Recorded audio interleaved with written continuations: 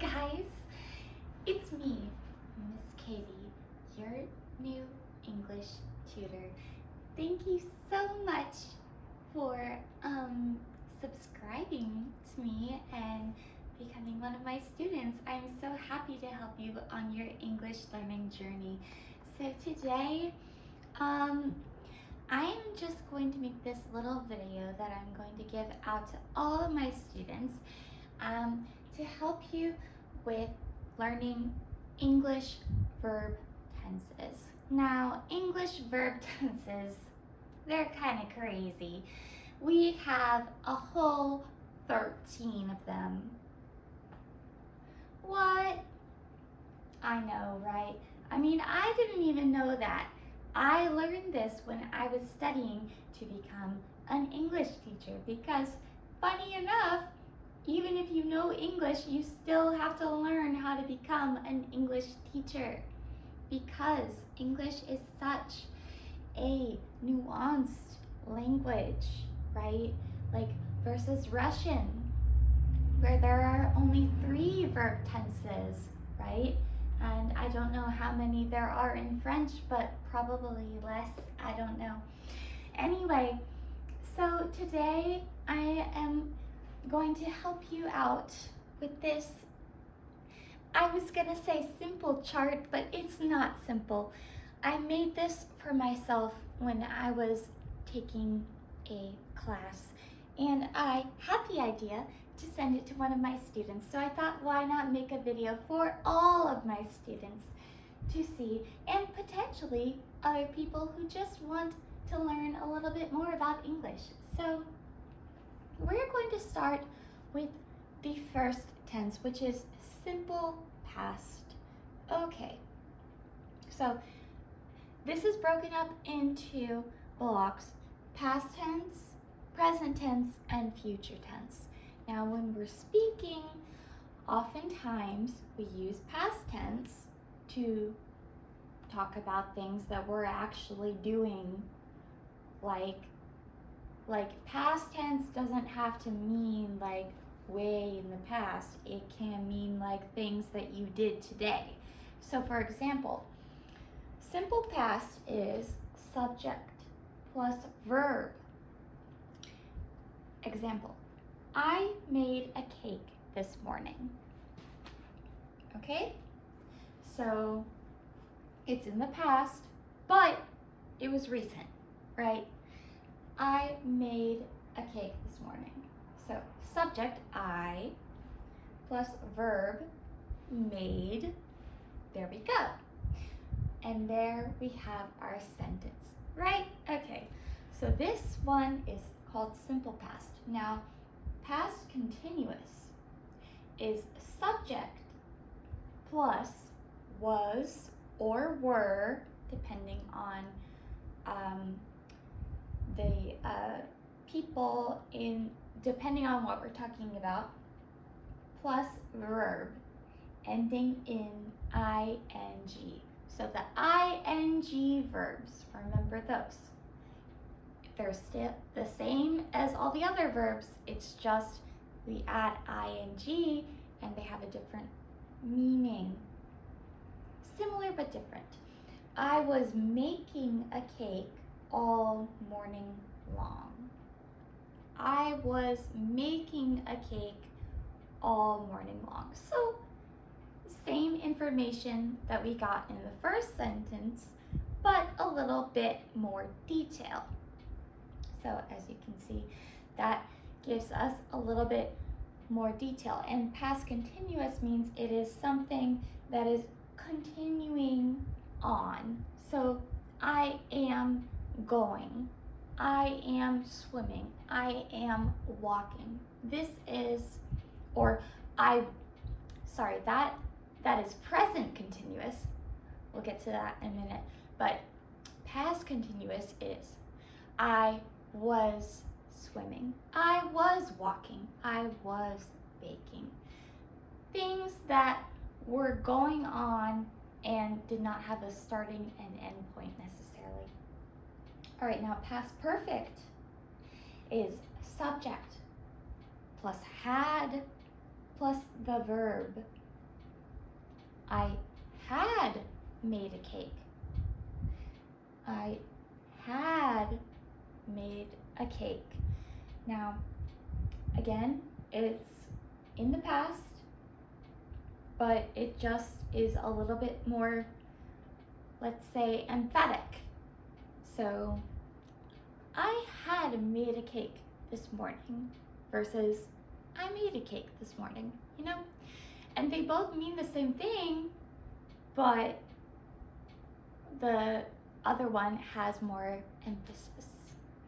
So, I know that might be a little bit confusing, but take it with a grain of salt, as they all mean the same thing. So if there is one tense that appeals to you, stick with it.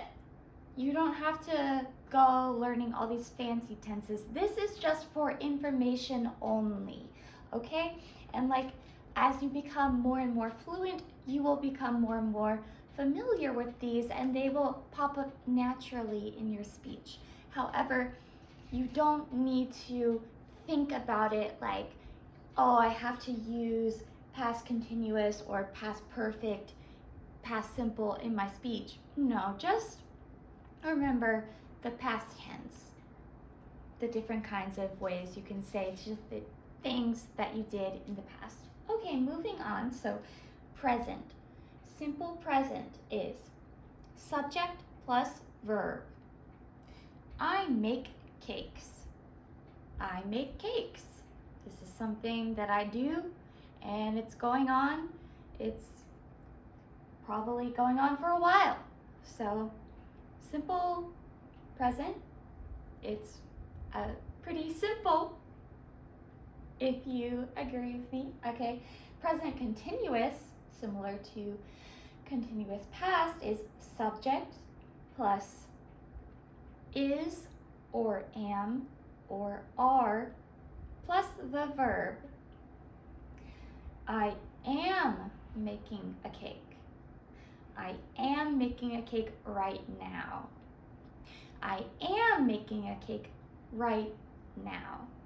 So that is different from simple present in the fact that we're talking about something that you are doing right at this moment, okay? Now, present perfect is subject plus has or have plus verb. I have made cakes. I have made cakes means something that you have been doing for a while. I have made cakes. So it's still present, but it's talking about something that has been going on for a while, okay? Now we're getting into the future. Sorry. Simple future is subject plus will or shall plus verb. Okay, that's a bit confusing, but I'll explain. I will be making a cake. Okay, you've heard that phrase before. I will be making a cake. That means I will be doing something in the future. I will be dancing tomorrow. I will be singing tomorrow. I will be going to the store tomorrow. It is about something that you are doing in the future. That is simple future. Now, future continuous is subject plus will be or shall be plus verb ending in ing.